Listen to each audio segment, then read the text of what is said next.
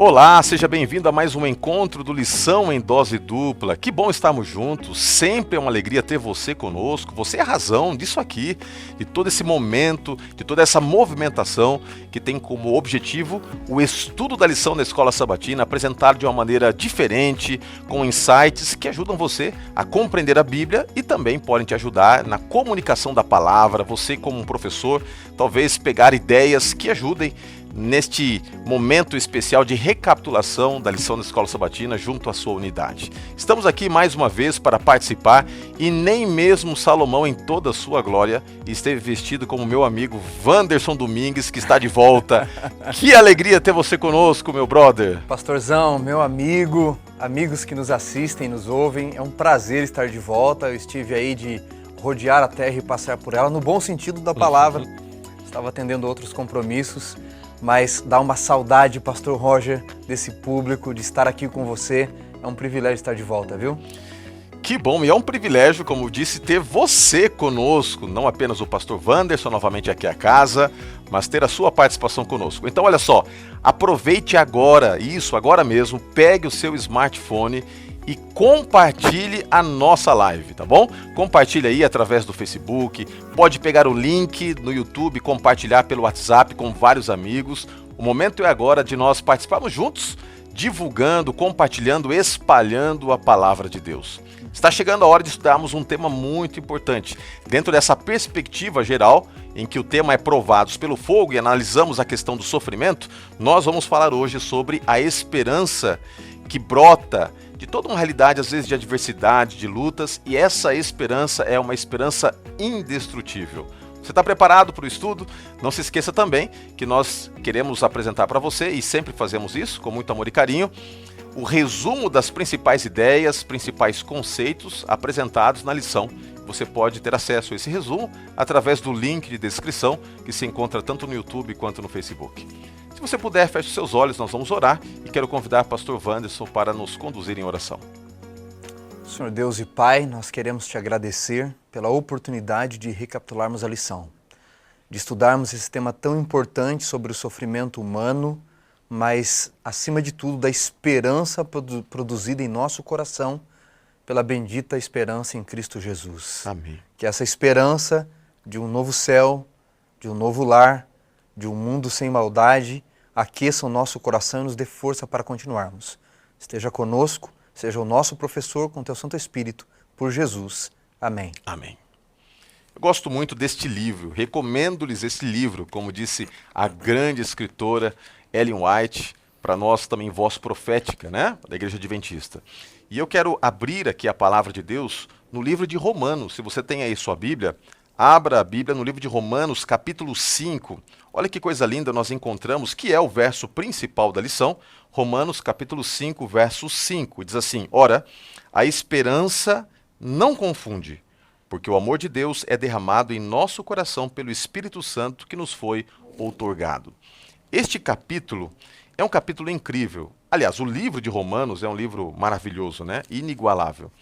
E é interessante que ele começa apresentando a questão do sofrimento, mas ele coloca ali também a resiliência. Aquele que passa pelo sofrimento recebe o poder de Deus para passar pelo sofrimento e, como recompensa, ele se torna mais perseverante, mais experiente e o resultado disso tudo, ele tem mais esperança no seu coração. A esperança é a convicção firme que brota por intermédio da fé. E por intermédio desta esperança você consegue, obviamente, aguardar as ações de Deus na sua vida, mesmo que você não esteja entendendo a princípio a maneira como Ele está te conduzindo. E nós vamos falar um pouquinho sobre isso. E é óbvio que quando a gente fala de esperança, e a gente fala de sofrimento, e a gente fala de temas mais complexos, teológicos, é verdade, mas estamos cercados de uma realidade em que tudo está tranquilo, em que os ventos não estão agitando as ondas, em que estamos prosperando em várias áreas da nossa vida, se torna muito fácil falar sobre este tema, falar sobre esperança e assim por diante. Mas como é difícil esperar, e daí vem a palavra esperança, como é difícil esperar quando as coisas não estão bem, quando os problemas estão ali pulsantes e crescentes na nossa realidade. E é por isso que eu queria desafiar você a analisar a perspectiva da esperança usando alguns exemplos bíblicos que mostram que mesmo em situações adversas é possível sim ter esperança, é possível passar pelo sofrimento tendo a certeza da vitória. Nós vamos nessa lição abordar basicamente alguns contextos específicos. O primeiro contexto é analisar como Abacuque enfrentou o sofrimento e como uma visão especial que ele teve de Deus e da maneira como Deus conduz a história mudou a ideia que ele tinha da sua própria trajetória existencial e pôde então aprender a aguardar, esperar. Vamos falar um pouquinho também sobre Jó e como Jó precisou ter esperança de uma maneira muito diferente. Ele buscava respostas, mas ele encontrou apenas a presença de Deus. E vamos falar também um pouquinho sobre a história de Israel, todo o contexto de sofrimento no meio do cativeiro e como essa história nos ensina hoje, como povo de Deus, a passar pelas lutas. Pastor Wanderson, você estava comentando comigo agora nos bastidores uma citação linda aqui, né, da lição que Lewis propõe, e Lewis ele é peculiar, ele é singular na sua maneira de pensar e de escrever.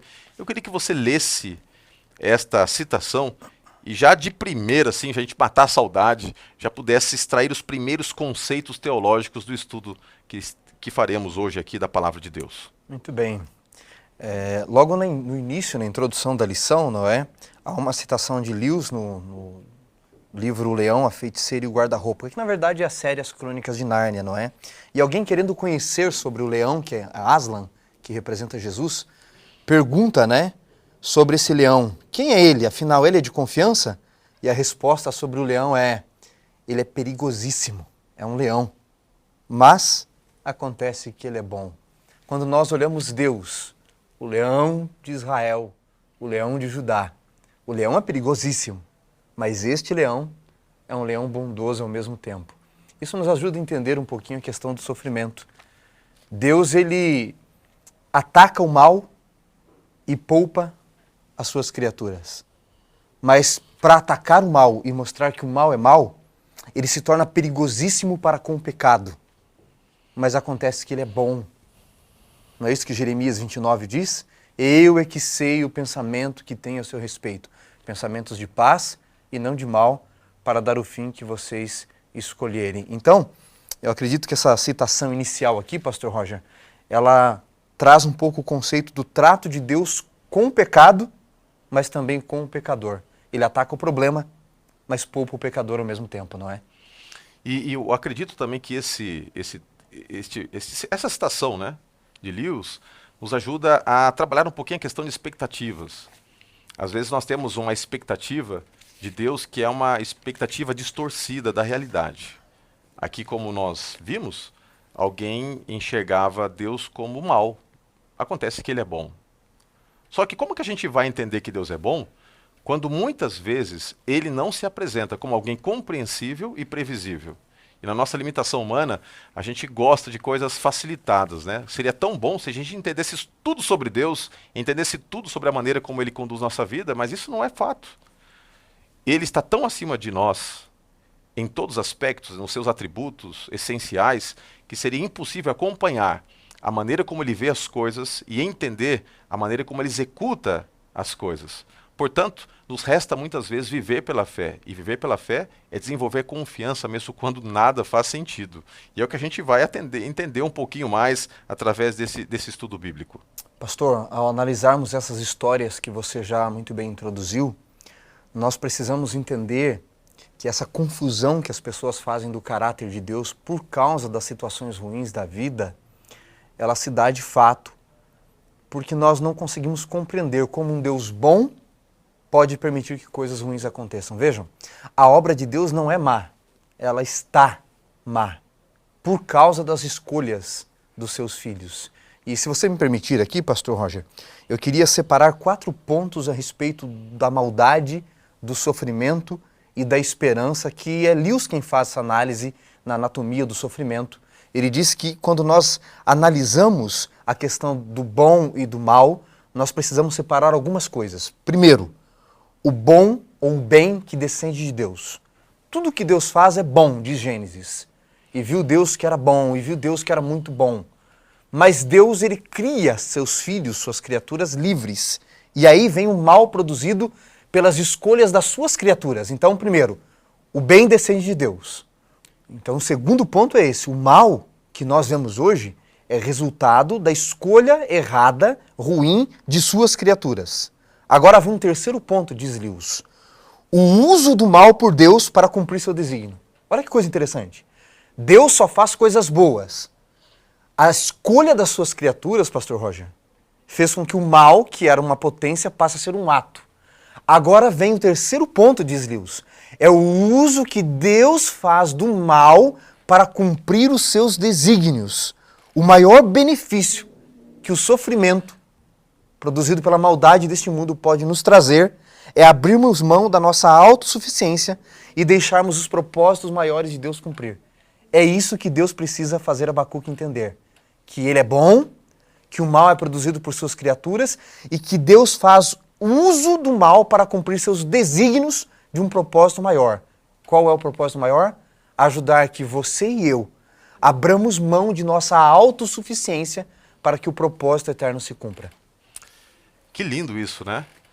Como Deus ele trabalha com todas as vertentes possíveis da realidade e a gente olha para a Bíblia e a gente vai entendendo através das histórias, daquilo que nos foi legado através da palavra de Deus, como precisamos explorar, ponderar, refletir sobre histórias bíblicas e sobre ensinamentos bíblicos que nos vão dar a capacidade que Lewis teve de, quem sabe, ter uma imagem mais clara do agir de Deus. É por isso que eu quero desafiar você a abrir a Bíblia aí num livro que a gente, às vezes, passa um pouquinho por alto, né? Deveríamos ler mais os profetas menores. Eu confesso a vocês que no princípio da minha jornada com Deus, eu não gostava muito de ler os profetas menores. Mas quando eu entrei no teológico e fui aprendendo as riquezas contidas nesse livro, tudo mudou. E eu quero aqui, nestes livros, na verdade, né? Eu quero analisar com vocês aqui um pouquinho do que a lição vai falar do livro de Abacuque. É interessante que esses livros chamados de profetas menores, eles não são menores porque são menos importantes, né? Menos inspirados. Menos inspirados. Eles são menores, isso é uma alusão à extensão gráfica do livro, que é mais reduzida em comparação com os profetas maiores. Se você pega Isaías, Jeremias, Ezequiel, os livros são muito mais extensos, né? Do que livros como o próprio Abacuque, Joel, Jonas, né? E assim por diante. Agora, eles são menores também porque provavelmente a extensão de ministério, né, a durabilidade foi menor comparada com os profetas maiores. Então, diante disso, às vezes as pessoas deixam de lado os profetas menores, mas é uma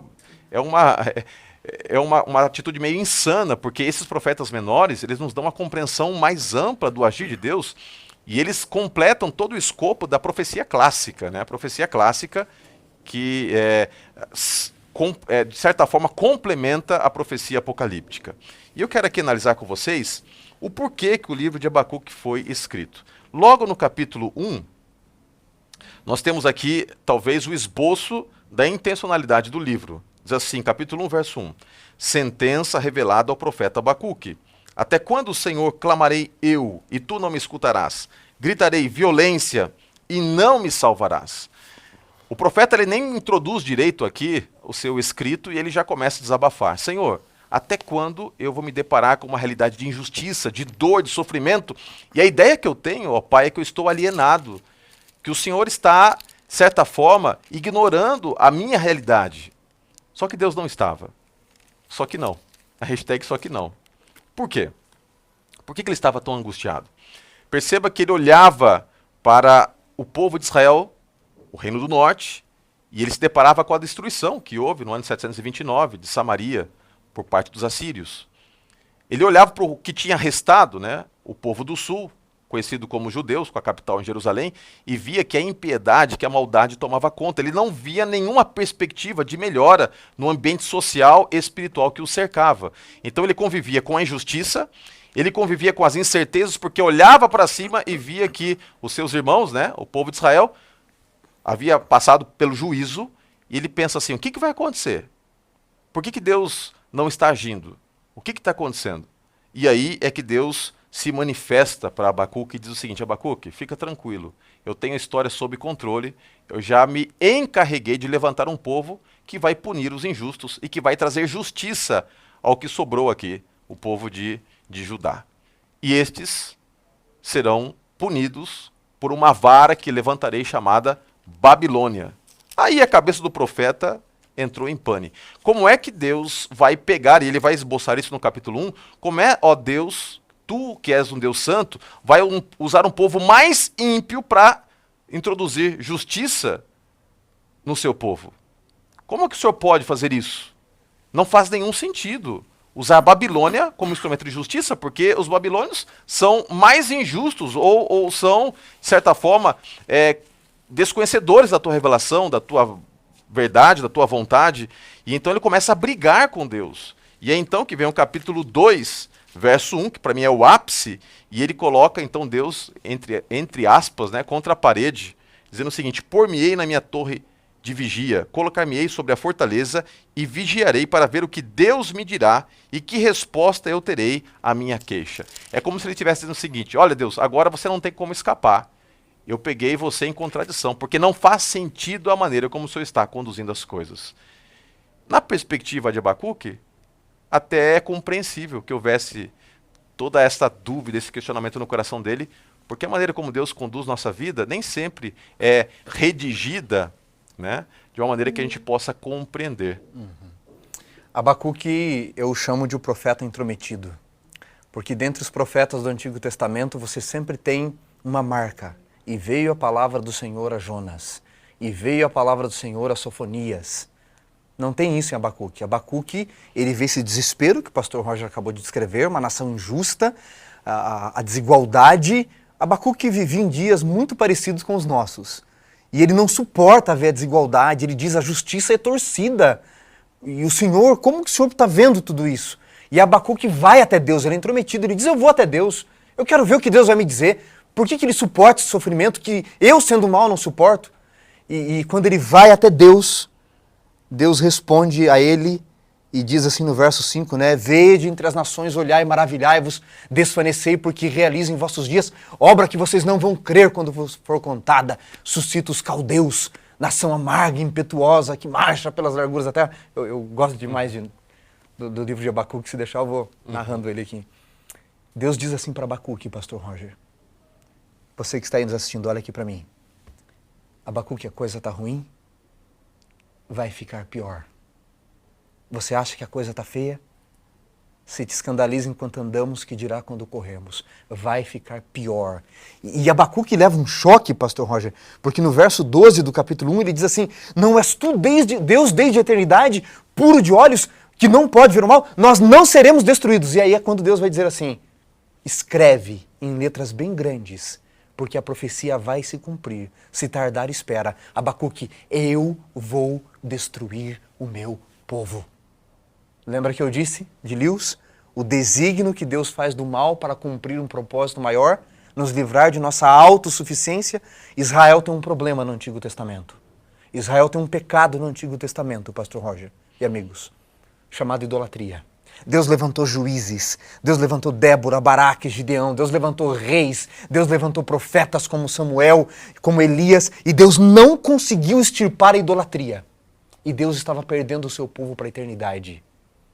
Qual foi a solução de Deus para a idolatria? O cativeiro.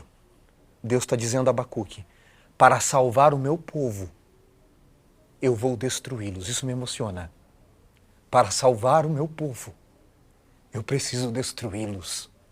Vai doer, mas eu preciso quebrá-los para poder salvá-los.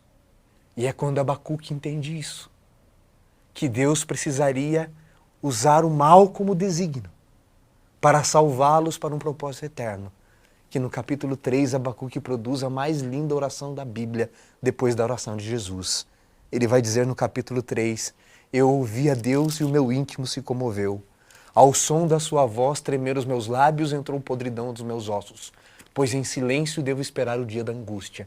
E aí Abacuque diz assim: mas ainda que a figueira não floresça, que o produto da oliveira minta, que nos currais não haja gado, que as ovelhas sejam arrebatadas do aprisco, ainda que eu espero no Senhor e me alegro no Deus da minha salvação. Pastor Roger, para lhe devolver, quando Abacuque entendeu quem Deus era em seus propósitos e desígnios, Abacuque pôde dizer: ainda que tudo de errado aconteça, eu vou esperar nele, porque eu prefiro cair na mão do Senhor do que de qualquer um. Há alguns ainda aqui famosos na Bíblia, de personagens que entenderam que às vezes a vida não é nem por quê e nem para quê. Talvez alguém esteja nos assistindo e esteja dizendo, por quê, Senhor? E alguém tinha dito para você que o verdadeiro cristão nunca pergunta por quê, mas para quê. Mas Jesus na cruz disse, Eloi, Eloi, lama sabachthani, Deus meu, por quê? Jesus perguntou o porquê, mas algumas vezes na vida cristã não tem nem porquê e nem para quê. Abacuque diz ainda que.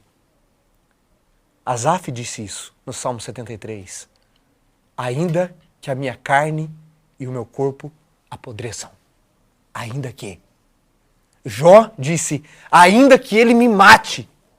E Davi no Salmos 23 disse, ainda que eu ande pelo vale das sombras e da morte. Foi isso que Abacuque teve que entender das ações divinas. E essa lição, ela não foi assim implementada de uma hora para outra.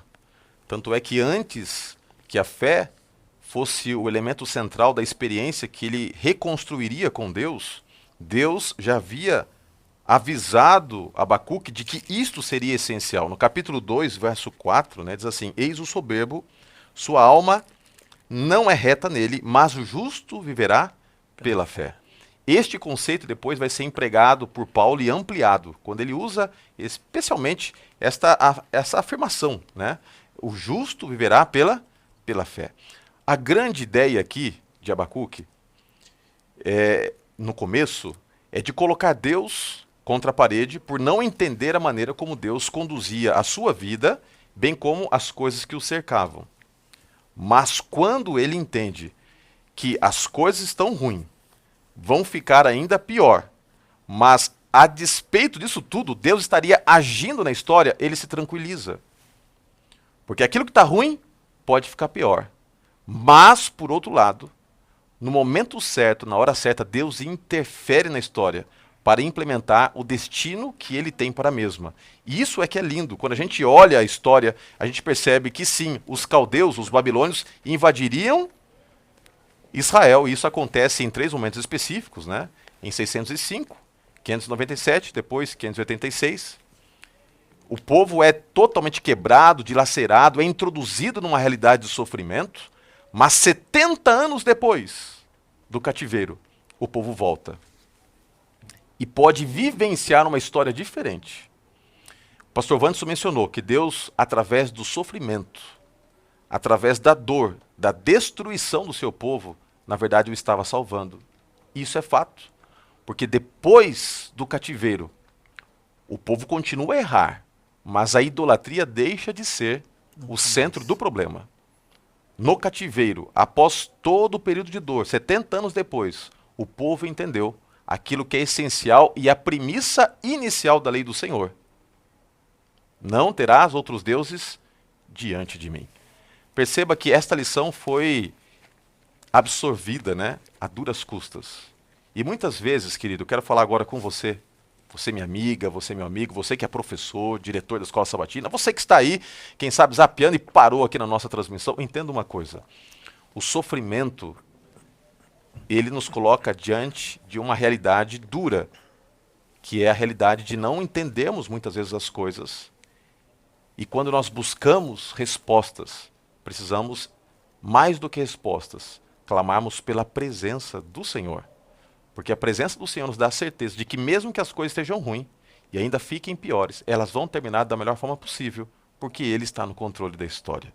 Agora, existe um outro elemento histórico que a lição aqui aborda, que é uma grande questão, A questão que vai envolver Jó. E o título aqui, desta parte que introduz a biografia de Jó, é Quem Nosso Pai É. E nós comentávamos também aqui que estamos numa data, bem significativa, Neste domingo agora, próximo, nós paramos para celebrar o Dia dos Pais. Eu não sei qual foi a relação com o seu pai. Alguns têm boas relações, outros têm saudosas memórias, outros têm relações desgastantes e outros não têm nenhum tipo de lembrança do pai que já descansa ou até mesmo não tem nenhuma vontade de lembrar de um momento de dor, de sofrimento e assim por diante. Deus, ele é muito incompreendido. E ele se apresenta como sendo o Pai. E algumas pessoas têm uma percepção equivocada de quem é esse Deus. Eu gosto aqui dessa citação que foi usada pelo autor, de Oswald Chambers, que diz o seguinte: você tem perguntado a Deus o que ele fará? Ele nunca vai dizer. Deus não lhe diz o que ele vai fazer. Ele revela quem ele é. A gente até mencionou um pouquinho sobre isso na perspectiva de Abacuque, mas a história de Jó não é muito diferente. Ele, no meio da dor, do sofrimento, talvez ninguém tenha sofrido tanto quanto ele, a não ser Cristo, né, nesse momento de expiação ali na cruz. Mas Jó, ele buscava respostas e não as encontrou. E é interessante que o momento em que ele se depara com a manifestação divina, talvez foi o momento que trouxesse alívio para aquele que tinha se deparado com o silêncio de Deus. E não é fácil se deparar com o silêncio de Deus. Mas na manifestação divina, Deus não traz as respostas. Ele quebra o silêncio, fazendo perguntas. Quão significativo é isso, pastor Wanderson? É muito interessante a história de Jó, porque em momento algum no livro, Deus diz para Jó: Jó, calma, não sou eu que estou fazendo isso, há um grande conflito acontecendo. Não, como você disse, ele não revela o que vai fazer. Ele precisa que Jó entenda quem ele é. E, aliás, no início do livro de Jó, é o caráter de Deus que é posto em jogo. Veja, o diabo vai até o céu, como a porta do céu, os portais do céu, como representante da terra. E Deus meio que, como diz o ditado na roça, não é, vai cutucar a onça com vara curta, né? E diz assim: de onde vem Satanás? E ele diz: de rodear a terra e passear por ela. Uma expressão idiomática, significa a terra é minha. E Deus diz: ah, a terra é sua? Observaste na tua terra o meu servo Jó? Você pode ter a maioria, mas nunca terá a totalidade lá na terra. E aí o que o diabo diz? Acaso Jó à toa, sem motivo, de balde, teme ao Senhor? Então quem que Satanás está acusando? Não é Jó, é Deus. Ele está dizendo: as pessoas só te servem porque você compra as pessoas. As pessoas só te seguem lá na minha terra porque você as abençoa. Para de responder às orações delas do jeito que elas querem. Para de abençoá-las do jeito que elas desejam. Para de abençoar Jó para você ver se Jó vai te servir. Você, Deus, compra pessoas. Você manipula pessoas. Então, é o caráter de Deus, pastor Roger, quem está em jogo. E Deus não pode se manifestar agora, no livro de Jó, como nós gostaríamos que ele se manifestasse, porque ele precisa destruir o diabo não pelo poder divino. Deus poderia estalar os dedos e destruir o diabo, mas daí seria covardia. Deus é muito mais poderoso. Deus prefere destruir o diabo usando argumentos. E Jó é o argumento de Deus. Talvez você e eu sejamos o argumento de Deus. Deus poderia estalar os dedos e destruir o diabo agora. Mas o universo diria que injusto. Um Deus tão poderoso enfrentar com todo o seu poder uma criatura tão fraca como o diabo comparada a Deus. Então Deus diz: para que vocês não achem que é covardia, eu vou vencê-lo com os meus argumentos. Mas o meu argumento será Jó. E Jó é a grande resposta ao argumento inicial. Deus compra pessoas. Deus, ele manipula pessoas. Se Deus não impedir o mal, as pessoas não vão servi-lo. E Jó é a grande resposta. Agora, pastor Roger, posso lançar algo que se parece heresia aqui, mas não é? Vamos lá, manda bala. Como eu disse que Deus ele é questionado, ele é acusado no início do livro, no final do livro Deus aparece. Só no final do livro. E ele aparece respondendo de uma forma que a gente acha mais injusto ainda, né? Porque Jó passa tudo que ele passa, perde tudo que ele perde, e no capítulo 38 do livro, Deus aparece no meio de um redemoinho e diz assim, verso 2: quem é este que obscurece os meus desígnios com palavras sem conhecimento? Cinge, pois, os lombos como homem, e eu te perguntarei, e tu me farás saber. Onde estava você quando eu lançava os fundamentos da terra? Diga-me se tem entendimento. E ele vai questionando agora. Na minha opinião, e aqui é o que parece heresia, mas não é, Deus não está falando com Jó. Deus está falando com o diabo agora. Uma vez que Jó foi a resposta e não abandonou Deus. Veja, Deus falou com o diabo através de quem? De Jó, no início do livro. Jó não foi a resposta? E agora é através de Jó que Deus responde o diabo. Falando com Jó ali. Onde estava você, Satanás, quando eu lancei os fundamentos da terra? Porque Jó não estava lá mesmo. Onde estava você quando eu medi a água do mar com a concha da minha mão. Quem é você para obscurecer os meus desígnios? Quem é você para tentar manipular quem eu sou, obscurecer o meu caráter? Eu sou Deus, eu estou presente na vida das pessoas e Jó é a maior resposta disso. Essa é a grande questão do livro de Jó. Não é o que eu vou fazer, é quem eu sou. Eu sou Deus. E Jó diz, eu sei que o meu Redentor vive, no capítulo 19, verso 25, e vai se levantar para me defender. Jó não abandona Deus, porque ele sabe de uma coisa, quem Deus é. Eu posso não conhecer bem o caminho, mas eu sei quem é meu guia e eu não vou abandoná-lo. Eu gosto de um pensamento que geralmente uso, de que as limitações humanas são a oportunidade de Deus mostrar que Ele é Deus. Quando Deus ele se manifesta, Ele chama a atenção de Jó e do próprio inimigo, que era ali o personagem principal nesta polarização do grande conflito entre o bem e o mal, para o fato de que Ele é o que é, e Ele é Deus. As perguntas que Deus faz, numa perspectiva retórica, nos mostram que Ele é incomparável.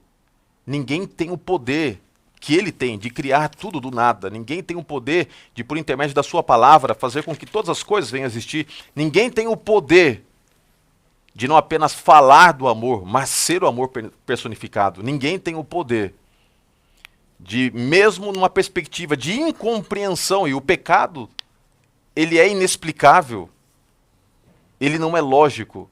Ninguém tem o poder de passar por isso tudo e enfrentar esse sofrimento para trazer salvação. De certa forma, a vida de Jó, ela personifica o próprio caráter e a essência de Deus.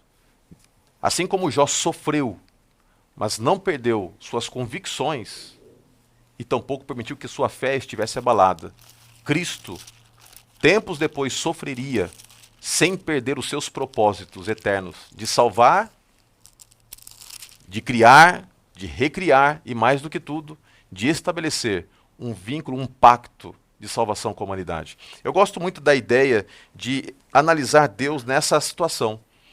Alguém que está tão acima e que é tão poderoso que não precisa, muitas vezes, se dar o trabalho de dar respostas, mas que gentilmente, sem precisar, nos assegura a sua presença. Eu gosto muito, agora, enfatizando aquilo que já foi dito pelo pastor Vandes, o Salmo 23, talvez um salmo que nos faça ali refletir bastante. O Senhor é meu pastor e nada me faltará. Talvez uma perspectiva mais correta, o Senhor é meu pastor e não terei falta, a falta de quem? Da presença do pastor. Ainda que eu ande no vale da sombra da morte, tu comigo lá estás. Ou seja, a despeito de qualquer situação que me cerque, Deus nos assegura a sua presença. Este é o nosso Deus. O Deus de Jó é o meu Deus, é o seu Deus. E se você está passando por sofrimentos e não consegue obter respostas, talvez seja uma oportunidade de aproveitar este momento para entender melhor quem Deus é e não necessariamente o porquê você está passando pelo que está passando. E se você entende quem Deus é, a tua perspectiva muda. Você deixa de olhar para você, deixa de se preocupar com os seus problemas e passa a confiar nele. Essa é a grande questão. Pois não, pastor. Em Êxodo capítulo 33, verso 15, né, tem algo interessante, porque o povo peca e Deus diz, eu não vou ficar apoiando o pecado do povo, Moisés. Vocês vão para a terra, você os conduz, mas eu não vou mais. E Moisés diz assim, né, Senhor, se o Senhor não estiver conosco, não nos faça sair daqui. É a tua presença, não importa onde estejamos, como você disse. É a tua presença. Nem Canaã será legal para a gente se o Senhor não estiver conosco. Você estava falando, pastor Roger, pouco antes sobre a questão da palavra pai, né? A palavra pai em hebraico é Abba ou Av, né? Porque o B e o V em hebraico, eles se equivalem. Abba, pai, diz Jesus, inclusive, não é? Essa palavra escolhida para significar a figura masculina, pai, genitora, não foi à toa. No proto-hebraico, que é um hebraico mais antigo do que o hebraico bíblico, não tem as vogais, só tem as consoantes. A palavra pai em hebraico tem duas consoantes, não é? Que você vai ter ali o Aleph, não é? E o V, Av, né? Abba, pai. Então, que o Aleph não é transliterado, inclusive. E vai significar força da habitação, porque o Beit é casa. Então, força da casa. O pai é a força da nossa casa, é o pilar. Jó sabia disso. Ele é o meu pai. Moisés sabia disso. Ele é o meu pai. Eu sempre odiei o dia dos pais, pastor Roger. Eu sempre odiei o Dia dos Pais. Há um personagem folclórico, que o Jim Carrey ele faz, que odeia o Natal, acho que é o Grinch, ele odeia o Natal, né? Eu era o Grinch do Dia dos Pais, eu sempre odiei o Dia dos Pais. Porque eu não tinha pai, porque figura de pai para mim é quem abandonava, até conhecer o Deus da Bíblia. A força da habitação, aquele que não abandona, que mesmo no vale das sombras da morte, mesmo que esteja na pobreza com a sua família lá no gueto, ele vai estar abraçado dizendo, eu estou aqui, eu estou ao lado de vocês. E sabendo disso, Moisés diz, né? Se o Senhor não estiver conosco, não nos faça sair nem do Egito, porque nós queremos, não é o que o Senhor pode nos dar, mas quem o Senhor é, a sua presença na nossa vida. A vida de Jó nos dá a possibilidade de ter vislumbres sobre a essência de Deus, quem Ele é. Ele é o Criador, é Ele que tem o universo nas suas mãos, Ele que consegue mostrar para nós a sua majestade através de todos os processos naturais e sobrenaturais que permeiam o universo, mas Ele não é apenas um Pai grandioso, Ele é um Pai presente. O pastor Wanderson falava do fato de que às vezes a ausência do Pai traz dor, mágoas, deixa cicatrizes emocionais que carregamos para a vida toda. E talvez alguém aqui, mais do que lembrar-se do Pai, se lembra da ausência do Pai. Contudo, nosso Deus é um Deus presente. E se a vida de Jó nos apresenta quem é esse Deus, a história de Israel vai mostrar a presença desse Deus. E nós vamos agora, de uma maneira assim, já meio que aglutinando, né, os temas que vão aparecer daqui até o final da lição, falar sobre a presença do Pai, nós vamos falar um pouquinho sobre os planos deste Pai para nós, e depois vamos falar sobre a disciplina do Pai. Vamos falar um pouquinho do Pai na perspectiva do povo de Israel. O povo de Israel, ele, obviamente, que ele surge a partir de um chamado que Deus faz ao pai dessa nação, que é Abraão, está lá em Gênesis capítulo 12. Ele nos dá um vislumbre que através desta nação viria a salvação, em Gênesis 22, quando ali, através de Isaac, é tipificado a figura do Messias. O povo de Israel ilustraria a caminhada que o povo de Deus teria com a presença deste Deus e se encarnando, inclusive, por isso que Gênesis 22 nos dá esta complementação, né, do chamado de Deus. Nos dois principais chamados, quando Deus chega para Abraão e diz, Ler lehá, sai da tua terra, sai, esse sair, e o convite para caminhar pela fé, vai implicar em várias falhas, uma maturidade que vai sendo construída ao longo do tempo, até que chega o momento em que ele está preparado, e Deus diz, agora sai, vá, Ler lehá novamente, e vá para o monte Moriá, e ali eu vou te mostrar o que você tem que fazer, e ali aponta para a figura de Cristo. É através de Israel que Deus traz salvação. A salvação não está em Israel, mas é através de Israel que Deus manifesta a sua salvação. Jesus, como judeu, aqui nasceu. Ele é o Salvador e não por acaso. A Bíblia nos assegura que a salvação vem dos judeus, né? Agora, e não está apenas restrita aos judeus. Vamos fazer bem a distinção dos fatos. Este povo, que é a descendência de Abraão, que é o povo de Deus aqui na terra, em vez de ser grato, muitas vezes é ingrato. E vai falhando, e vai magoando o coração de Deus. Mas, embora machucado, embora ferido, Deus escolhe não abandonar o seu povo. E me encanta, por exemplo, os oráculos de Isaías, que são oráculos de juízo, mas ao mesmo tempo oráculos que trazem esperança.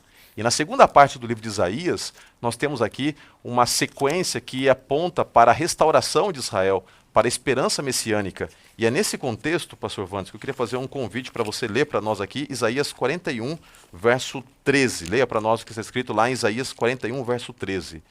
Olha que coisa linda, quando Deus olha para o seu povo na terra, Israel. Mas se nós pudéssemos ampliar esse conceito, quando Deus olha para o seu povo no tempo do fim, a igreja, o Israel de Deus, né? E eu faço parte, você faz parte, você que escolheu Jesus. Olha só o que diz aqui o Senhor. Olha a promessa de Deus. 41, verso 13. Porque eu, Senhor teu Deus, te tomo pela tua mão direita e te digo, não temas, eu te ajudo. A minha percepção é que o temor vai embora, não porque Deus nos ajuda nas nossas limitações e necessidades, mas o temor vai embora porque Ele nos segura pela mão. Eu, quando era meninão, molecão, quando tinha medo, eu gostava de segurar na mão do meu pai. E algumas vezes já percebi isso. Os meus filhos, quando se sentem um pouquinho acuados, seguram na minha mão. Como é gostoso se sentir amparado, né? Seguro pela mão de Deus. E quando o povo de Israel sofreu, ele não sofreu porque merecesse sofrer. Não foi Deus que falhou nesse processo, mas sofreu porque escolheu se apartar. Mas mesmo distante, Deus estava ali com a mão estendida na direção do povo de Israel.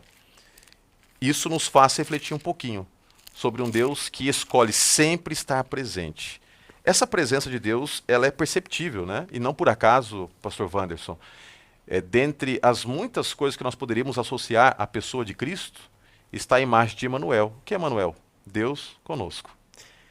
Você me fez lembrar, falando da história de seu pai, de uma ilustração que eu ouvi de um avião que estava passando por turbulência e todo mundo desesperado, as malas caindo já, e um menino em completa paz ali, ouvindo ali sua música, e o passageiro ao lado disse: "Você não está preocupado?" Ele disse: "Não." "Por quê?" "Meu pai é o piloto. Ele é o piloto." Ou seja, quando você sabe quem é que está no controle, isso faz diferença. Aí a gente volta a Êxodo 33 de novo, que eu citei, verso 15. Moisés disse: "Se o Senhor não for conosco, nós não queremos subir." Agora, pastor Roger, não dá para falar do Pai sem lembrar da oração do Pai Nosso. E eu queria relembrar algumas lições que Jesus fala nessa oração em Mateus capítulo 6. Ele começa dizendo assim, né? "Vós orareis assim, Pai Nosso." Veja, o Pai não é meu, o Pai não é seu, o Pai é nosso. Portanto, nós somos uma comunidade de fé, onde todos têm que ter a proteção, todos têm que ter o amor, todos têm que ter o respeito. E aí ele continua falando: o pão também é nosso, uma vez que o Pai é nosso. E aí ele diz: "Faça-se a tua vontade, assim na terra como no céu." Esse Pai nosso tem uma vontade para a nossa vida. O problema das pessoas, pastor Roger, hoje, não é a ideia de Deus existir. Até um ateu gosta da ideia de Deus existir. Um Deus que pode tudo, que faz tudo e que ama você. Quem não gostaria de ter um pai assim? Quem não gostaria de ter Bill Gates por pai? O problema não é a ideia de Deus existir, é a vontade de Deus para a vida dele. Então esse Pai Nosso tem uma vontade para a nossa vida. Cumpra-se a tua vontade, porque a vontade de Deus são os propósitos maiores de Deus. Qual o problema de Israel? Deus tira Israel do Egito. Israel tem que sair do Egito com um propósito maior, ser um povo que represente o caráter de Deus. Por isso Deus vai dar as suas leis, suas recomendações, vai tentar abolir a idolatria, como já mencionamos. Então, quando esse Pai é nosso, quando nós vivemos em comunidade, a pergunta é: você tem problema com a ideia de Deus existir ou com a vontade desse Pai para a sua vida? Quais são os planos dele para mim também? Uma vez que ele é meu Pai, eu tenho deixado os propósitos eternos desse Deus se cumprir na minha vida? Porque Israel parecia não ter tanta consciência disso, não é? Deus diz: "Eu vou te tomar pela mão direita, eu serei contigo." Mas Israel está dizendo: "Não, nós queremos as tuas bênçãos, não você." Parece os filhos da parábola, não é? De Lucas 15. "Eu quero os teus bens, mas eu não quero a sua presença. Eu não quero o Pai que você é, eu quero os bens que você tem a me oferecer." E não é assim que as coisas funcionam. Quantas lições nós podemos extrair da história de Israel? Lições incríveis. E aqui nós podemos, mais uma vez, analisar agora uma outra perspectiva de Deus a partir do seu relacionamento com Israel. Perceba, nós entendemos que muitas vezes nós não compreendemos esse Deus, mas esse Deus é real. E nós, muitas vezes, nos depararemos com as nossas limitações cognitivas para entender a grandeza desse Deus, como é o caso de Jó. Mas, contudo, é justamente essa grandeza que nos faz ver que ele é Deus. E que, como ser humano, eu tenho que confiar nele. E isso deveria brotar. É um grande paradoxo. Quanto mais eu me aproximo de Deus, mais eu admiro a grandeza dele, mais eu me reconheço como insignificante diante dele. Isso, em vez de me colocar para baixo, deveria trazer paz ao meu coração. Porque eu tenho alguém poderoso em quem esperar. Isso deveria gerar esperança. Nós vimos também, ao analisarmos aqui a história de Abacuque, que esse Deus, ele age no tempo certo, do jeito certo, e muitas vezes nós não entenderemos os planos dele. Nós vimos também que ele está presente, e a história de Israel nos mostra isso. Mas a história de Israel também nos mostra que ele não só está presente, mas ele quer sentar-se no banco do motorista e segurar no volante. daquele que escolhe confiar nele. Ele dirige, ele estabelece os planos. Mas nem sempre nós conseguimos, obviamente, entender a grandeza desse Deus e também dos seus planos. O povo de Israel ficou no cativeiro durante 70 anos. E às vezes nós olhamos para Jeremias, que vivenciou esse momento de transição de liberdade para escravidão. Ele avisa, profetiza, alerta, ele é ignorado e se depara com a dor de tudo que viria a acontecer na história de Israel, e ele se desespera, e ele chora, e muitos chamam Jeremias do profeta chorão, né? Quase que de maneira injusta, porque se tem alguém que merecia chorar e tinha razões para as lágrimas derramadas, esse alguém era Jeremias. Agora, para Jeremias, Deus dá uma mensagem de esperança. Ele dá a mensagem de que haveria motivos para continuar crendo de que este Deus reverteria os processos que foram estabelecidos como resultado da culpa do próprio povo. Lá em Jeremias capítulo 29, nós não vamos ler agora, Deus ele vai, através da profecia, dizendo o que ele faria. E aqui nós temos alguns aspectos. Primeiro, o povo não deveria perder a esperança, porque Deus assegura que a situação que eles estavam vivendo não era resultado do acaso. Não era resultado do acaso. Havia algo muito maior que envolvia todo aquele sofrimento. E aqui nós levamos em consideração o livre-arbítrio do povo, que tinha colocado ele naquela situação de cativeiro, mas também havia uma batalha espiritual por detrás daquilo tudo. Segundo, no capítulo 29, especialmente no verso 7, nós temos a segurança de que Deus, através da profecia, nos diz que a esperança não deve ser perdida, porque Ele pode atuar, mesmo nos momentos difíceis. Ele não se trava, Ele não deixa de agir quando a coisa fica complicada. Terceiro aspecto, Deus disse para o povo de que ele não deveria perder a esperança, porque Ele colocaria fim ao sofrimento no tempo certo, no tempo dele. Ou seja, havia um período de 70 anos já pré-estabelecido por Deus. O sofrimento não ia durar 100, 200, 300, 70 anos. Assim como nós hoje temos a segurança de que em algum momento Deus vai se levantar. Né? Daniel 12 diz que naquele tempo se levantará Miguel, né? Um tempo de angústia a qual nunca houve. Se levantará para quê? Para estabelecer a justiça, acabar com o sofrimento. E agora vem o ponto derradeiro que eu queria destacar.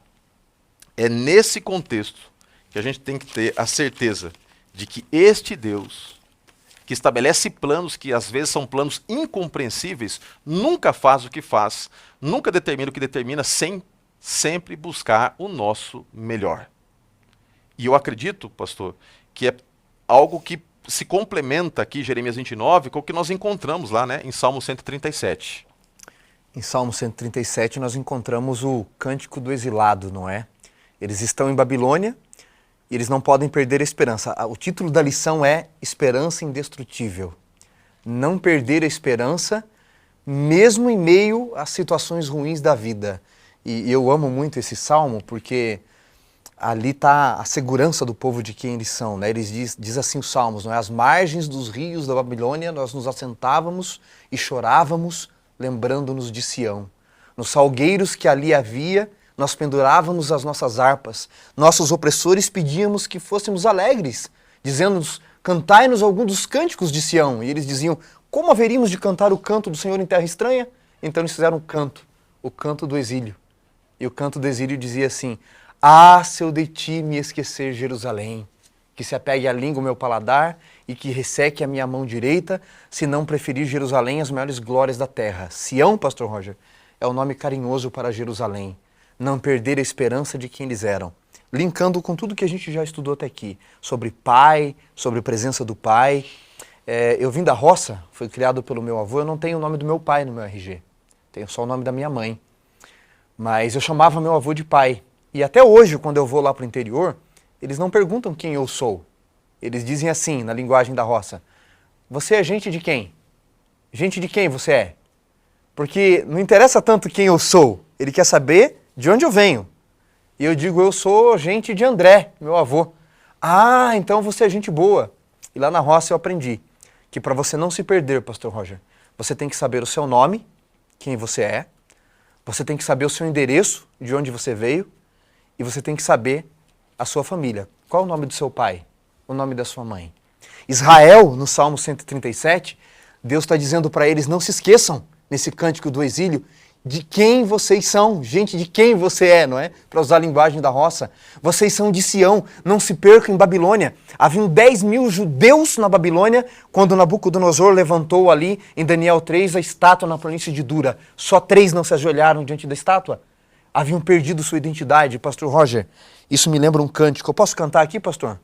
Eu nunca cantei, meu sonho sempre foi cantar e eu canto mal pra caramba. Vamos aqui ouvir um solo inesquecível, vamos lá. Vai marcar, né? Histórico Vamos agora. lá.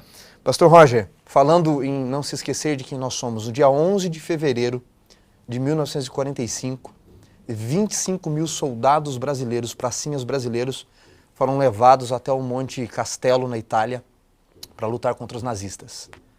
Os russos iam lutando do norte contra o sul, os ingleses do leste para o oeste, os americanos do oeste para o leste, mas ninguém vencia os nazistas do sul para o norte. Ninguém conseguia invadir o Monte Castelo. Os americanos tentaram, perderam, os britânicos perderam, eles pensaram, já que é para morrer, manda brasileiro, não é? 25.000 soldados foram. Tentaram invadir uma vez, perderam, 2 perderam, 3 perderam, 4 perderam, 5 perderam. Até que então o capitão diz assim, daqueles soldados, olha, agora ou a gente vence ou a gente morre tentando invadir o Monte Castelo e expulsar os nazistas. E diz a história que enquanto eles rastejavam, porque se tinha que sair pelas 6, 7 da tarde ali, depois já iria cair no inverno ali para menos 5 graus a temperatura, até meia-noite você tinha que dar conta. Diz a história que rastejando ali alguém pensou, nós vamos morrer. A gente vai morrer, a gente vai morrer, a gente vai morrer. E alguém então pensou assim, eu vou morrer e eu nem sei direito quem está morrendo do meu lado, lutando do meu lado. E então, pastor Roger, eles fizeram um cântico chamado então ali o Cântico do Expedicionário, e eu vou cantar ele agora aqui, pastor. Manda ver. Vai cair Pena agora... que não tem um piano aqui para tocar. Vai cair agora aqui o povo assistindo, viu? Nosso ibope vai cair. Mas o cântico começava assim, alguém baixinho, sussurrando, começou cantando assim, ó. Você sabe de onde eu venho? E aquilo ecoou. E alguém então respondeu assim, eu venho do morro do engenho. E alguém então respondeu assim, eu venho das selvas dos cafezais. Talvez um baiano disse, da boa terra do coco, onde 1 é pouco, 2 é bom, 3 é demais. E alguém então cantou de novo, você sabe de onde eu venho? E alguém respondeu, eu venho das praias sedosas. Talvez um carioca, né? O outro disse, das montanhas alterosas, do pampa do seringal, das margens crespas dos rios, dos verdes mares bravios da minha terra natal. E por mais terras que eu percorra, não permita Deus que eu morra sem que eu volte para lá, sem que eu leve por divisa esse V que simboliza a vitória que virá. E alguém cantou de novo, você sabe de onde eu venho? E alguém disse assim, eu venho da minha terra, da casa branca da serra, do luar do meu sertão. Talvez alguém noivo disse assim, eu venho da minha Maria, cujo nome principia na palma da minha mão. E para encerrar, alguém disse assim, você sabe de onde eu venho? É de uma pátria que eu tenho no bojo do meu violão, que de tanto ficar no peito, já foi tomando jeito de um enorme coração. Você sabe de onde eu venho? Perguntavam os judeus lá em Babilônia. De Sião. Sião é o meu lar. Sião é a minha terra, não é Babilônia. Não é isso aqui. Não é esse mundo. Eu pertenço a um lar maior. Eu sou de Sião. Que coisa linda. Eu sou de lá. E por mais terras que eu percorra, não permita a Deus que eu morra sem que eu volte para lá. Essa é a esperança indestrutível. Desculpe, pastor. Não tem como não se emocionar, porque realmente a nossa esperança está no fato de que nessa jornada que muitas vezes nós trilhamos aqui pela fé, a cada dia nós estamos rumando a nossa maravilhosa cidade que nos aguarda, Sião Celestial, a Jerusalém. Pastor Vance, eu também me emociono porque eu não me conformo com esse mundo. Eu acredito que todas as coisas que esse mundo pode nos apresentar são coisas transitórias, passageiras, muitas vezes coisas sedutoras, mas com fim de destruição. Mas a nossa casa nos é assegurada em Apocalipse 21 e Apocalipse 22. É para lá que nós estamos indo.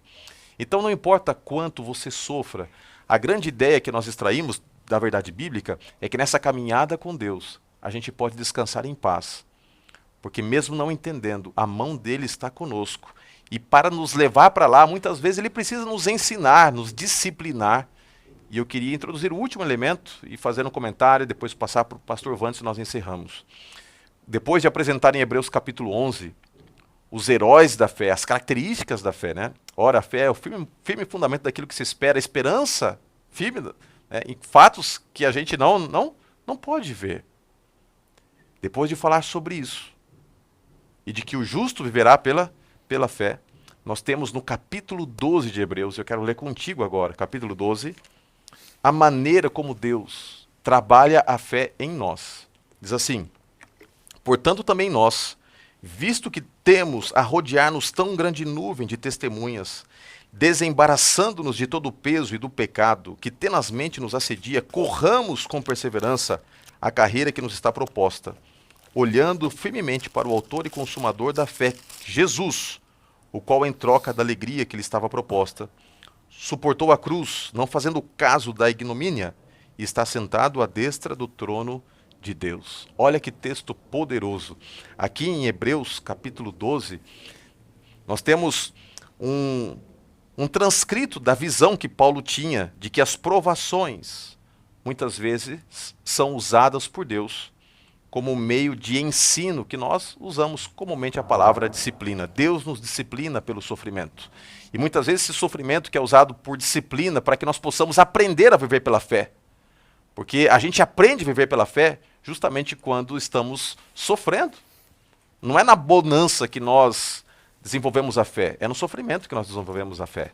E aqui em Hebreus capítulo 12 diz que isto é um processo de disciplina. E Deus vai nos corrigindo, não porque nós necessariamente estejamos errados na nossa caminhada, mas porque Ele precisa dar a tônica certa, do jeito certo, nos mostrar como devemos caminhar nessa jornada que muitas vezes é de dor. Então, para suportarmos uma dor maior, às vezes Ele nos introduz pequenos elementos de dor na nossa trajetória para que possamos passar por grandes provações. Eu tenho para mim, pastor Vantes, uma maneira de pensar, que essas pequenas e intensas provações que nós enfrentamos no presente, nesse contexto maior escatológico, são preparativos que Deus está dando para que nós possamos passar pela grande provação, a grande tribulação final, esse tempo de angústia a qual nunca houve, que ainda está diante de nós. Amém. Ainda está. Agora tem um detalhe. Como é que a gente faz quando estamos sendo provados, estamos sendo forjados por Deus, quando o nosso caráter está sendo burilado e às vezes sofrendo por isso? Como é que a gente enfrenta essa disciplina sem desanimar? Para mim, o verso crucial está aqui. Capítulo 12 de Hebreus, verso 2. Olhando firmemente para o autor e consumador da nossa fé. Como a lição bem diz, a chave é manter os olhos em Jesus. E é por isso, pastor, que eu sei que os sofrimentos que você enfrenta, os sofrimentos que eu enfrento, não vão ser maiores Amém. do que a visão que nós temos. E a nossa visão está colocada não em fatos, não numa igreja, não em argumentos. A nossa visão está fixa em alguém, e esse alguém é Jesus. Hebreus 12, 22 diz: ainda resta uma cidade para o povo de Deus. Pastor, a música do expedicionário encerra assim: você sabe de onde eu venho? Eu venho além deste monte que ainda azula no horizonte, onde o nosso amor nasceu. Do rancho que tinha ao lado um coqueiro que de coitado de saudades de mim já morreu. Eu venho do verde mais belo, do mais dourado amarelo, do azul mais cheio de luz, cheio de estrelas prateadas que se ajoelham deslumbradas, fazendo o sinal da cruz. Você sabe de onde eu venho? É de uma terra que eu tenho no bojo do meu violão, que de tanto ficar no peito já foi tomando o jeito de um enorme coração. Nós não fomos criados só para isso aqui. A esperança é indestrutível. Há uma cidade que aguarda o povo de Deus, Sião. É para lá que nós vamos. E eu concluo aqui essa consideração final dizendo que a esperança só é indestrutível se o nosso olhar estiver em Jesus.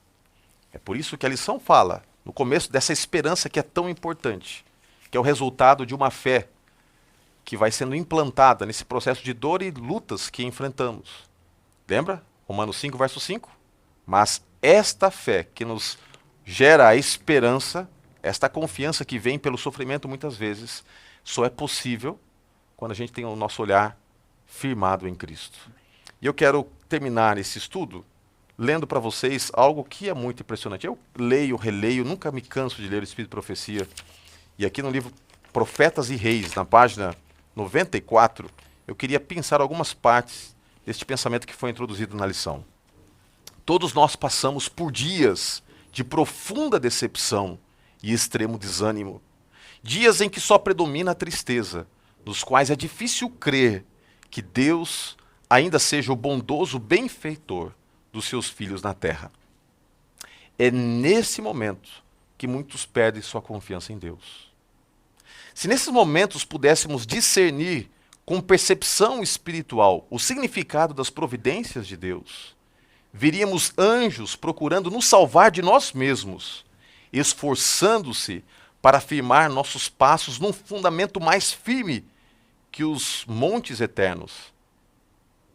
E nova fé, nova vida jorrariam para dentro do ser. Que Deus te ajude a ter uma percepção diferente de Deus, olhando para Jesus a cada dia. É assim que a tua visão de Deus vai sendo ajustada, olhando para Jesus a cada dia. O que Ele fez, o que Ele faz e o que Ele vai fazer por você. Amém. Que Deus te ajude, através da ministração da palavra e do estudo que você fará ali, quem sabe na unidade da Escola Sabatina, ajudar os teus alunos a terem uma correta percepção de Deus, que dá esperança e uma esperança indestrutível. E você só vai poder fazer isso ajudando os teus alunos a olharem para Jesus. E aí vem um grande segredo. As pessoas aprendem a olhar para Cristo, muitas vezes olhando para nós. Que através da sua vida você possa refletir Jesus. Vamos orar? Senhor Deus, obrigado por este estudo tão impactante e forte da tua palavra. Que tenhamos essa esperança indestrutível e que esta esperança seja o resultado de uma visão segura e contínua de Jesus. Amém, Pai. Ao nosso lado, nos tomando pela mão direita, dizendo: não temas, eu estou contigo, não te assombres, eu sou o teu Deus. Obrigado porque nós temos, num contexto de tanta diversidade, a convicção de que nós não estamos sozinhos. Dá-nos, ó Pai, a correta compreensão de quem Tu és. Dá-nos, ó Pai, a certeza de que estás conosco. Dá-nos, ó Pai, acima de tudo, a calma e a tranquilidade de entender que o Senhor vai trabalhar em nós, que vai nos disciplinar se for preciso.